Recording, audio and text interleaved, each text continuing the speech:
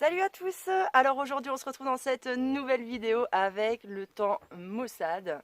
C'est quand même dingue cette année de voir autant de gris. C'est un truc de fou, chez moi ça n'arrive quasiment jamais. Hein. Et là depuis qu'on est passé en octobre, mais le soleil il revient pas quoi. Ou que de temps en temps des petites lueurs comme ça dans la journée, mais sinon soit ça bruine, soit il fait gris, humide.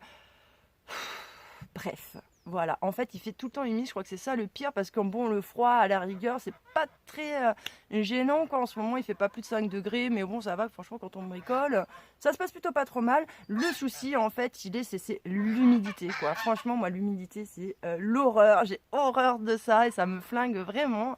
Et en ce moment, c'est ça qui est plus dur que le froid. En fin de compte, c'est cette humidité ambiante qu'il y a. Parce que moi, d'habitude, j'ai de l'humidité en fait au lever et au coucher.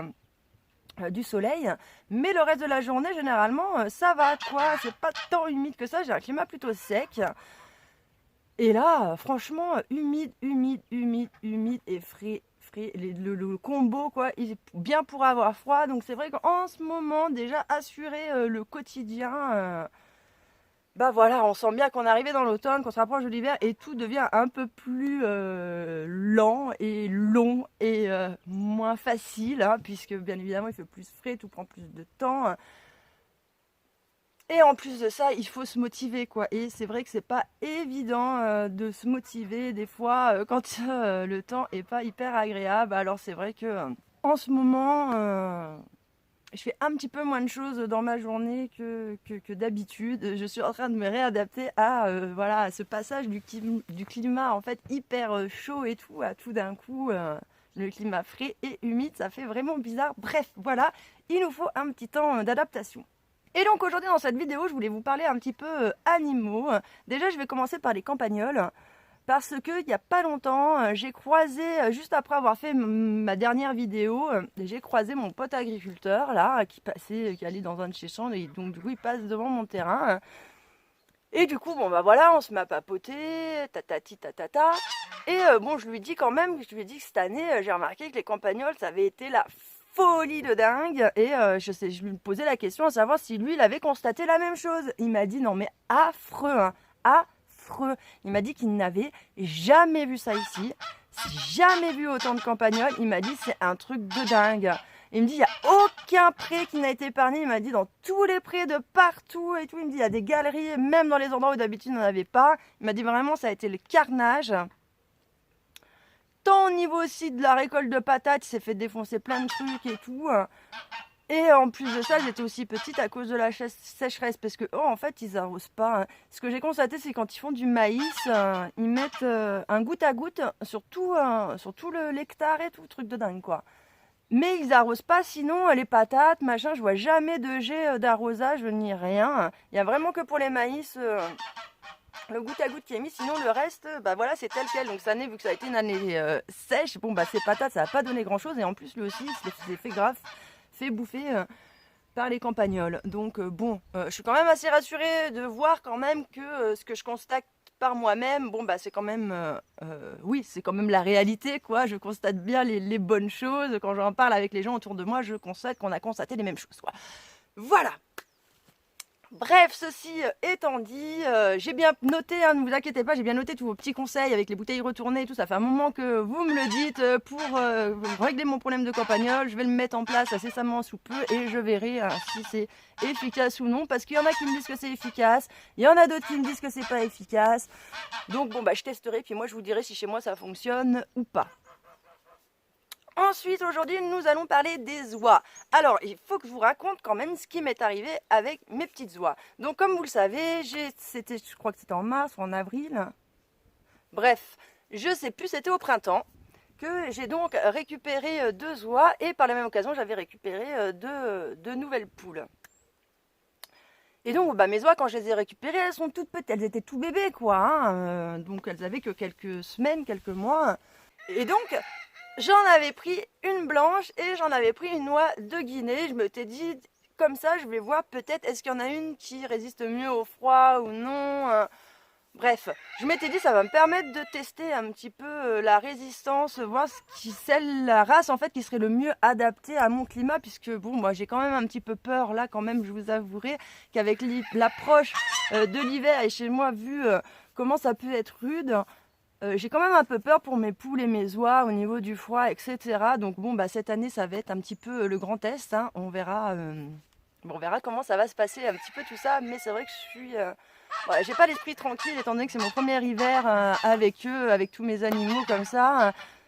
Donc bon, on suivra un peu le truc, mais le truc de base, voilà, c'était ça. Je m'étais dit, je vais prendre une noix, une blanche et une noix de Guinée, comme ça je verrai s'il y a une différence significative en fin de compte entre les deux au niveau du climat. Voilà, est-ce qu'il y en a une qui s'habitue mieux ou pas. Bref. Donc voilà comment je me suis retrouvée avec une noix blanche et une noix de Guinée. Et donc bon bah elles évoluaient, voilà, toutes les deux, elles grandissaient petit à petit et tout ça. Et il y a un moment donné quand même, je me suis rendu compte que j'en avais une qui n'était pas tout à fait pareille que l'autre. Donc j'avais mon noix blanche qui évoluait d'une certaine façon et mon noix de Guinée qui évoluait d'une autre. Mais bon, vu que c'était pas les mêmes races, si vous voulez, je me suis pas trop posé plus de questions. Je me suis dit, c'est parce que c'est pas la même race, elles doivent pas grandir tout à fait pareil ou avoir la même forme, quoi. Bref, le temps passe, donc ça continue, ça évolue, et puis je me rends compte quand même que non seulement elles prennent pas la même forme, en fait, il y en a une qui se tient plus droite et l'autre qui est vraiment moins droite. Et je me rends compte aussi que le bec, eh bien, c'est pas tout à fait le même, quoi.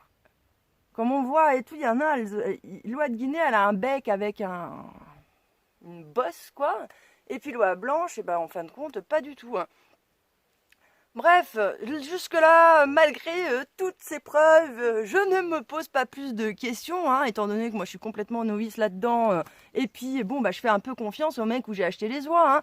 Donc voilà, je me pose pas plus de questions, je laisse le truc se faire, et puis voilà. Et puis il y a un matin, j'ouvre le poulailler, la nuit, je fais ma petite vie et je reviens vers le poulailler. Et là, mais qu'est-ce que je vois hein. Je vois l'oie de Guinée hein, qui est sur ma petite oie blanche et vas-y qu'elle lui fait des trucs pas très catholiques, quoi. Et du coup, là, je commence quand même à bugger un peu, je les regarde. Et là, je me dis, mais attends, c'est quoi ce délire? Monsieur, est-ce que les oies... C'est là où vous dites, des fois, il faut le temps dans le cerveau que ça monte et tout. Hein. Je les regarde et je me dis, mais... les oies, ça fait de la dominance entre elles ou quoi?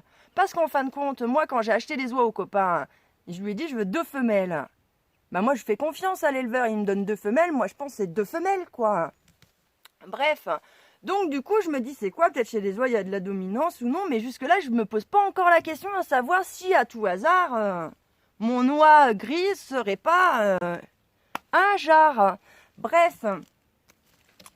Quand même, cette histoire, ça me travaille un peu. Je me dis, mais comment ça se fait et tout. Je me dis, je crois pas que les oies, ça fasse des trucs de dominance. Bref.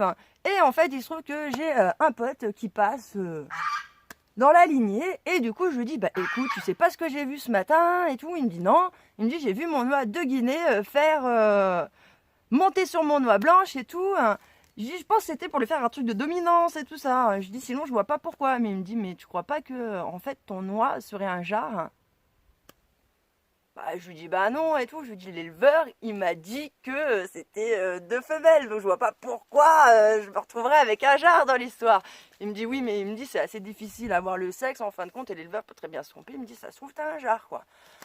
Bon, ni une ni deux, je regarde sur Internet. Et puis oui, effectivement, en fin de compte, ça aurait dû déjà m'interloquer, si vous voulez, depuis le début, quoi, parce que bien évidemment, avec quand on voit la différence de comment se maintient un jar, une oie et tout, clairement, on capte direct que c'est un jar. Et puis le fait qu'il ait son bec avec cette espèce de bosse et tout ça, voilà. En fin de compte, tout s'explique. Oh, je sais pas si vous voyez un petit rayon de soleil qui arrive aujourd'hui. Normalement. On devrait avoir un petit peu de soleil, ça va vraiment faire du bien. Je vais en profiter donc aussi pour pas mal bricoler aujourd'hui et avancer un petit peu. Bref, donc du coup, tout ça pour vous dire que je me retrouve donc avec un jar et une noix. Donc c'est pas très gênant, même si quand même de base, bah, je voulais pas avoir tout de suite un jar de façon à pas me retrouver tout de suite avec des bébés quoi, hein. Bon, c'était un truc que j'avais pas envie de gérer tout de suite, mais du coup, bon bah tant pis, c'est comme ça, je verrai bien si elle couve. Et du coup, bon bah je verrai bien si j'ai la chance d'avoir des petits bébés oies.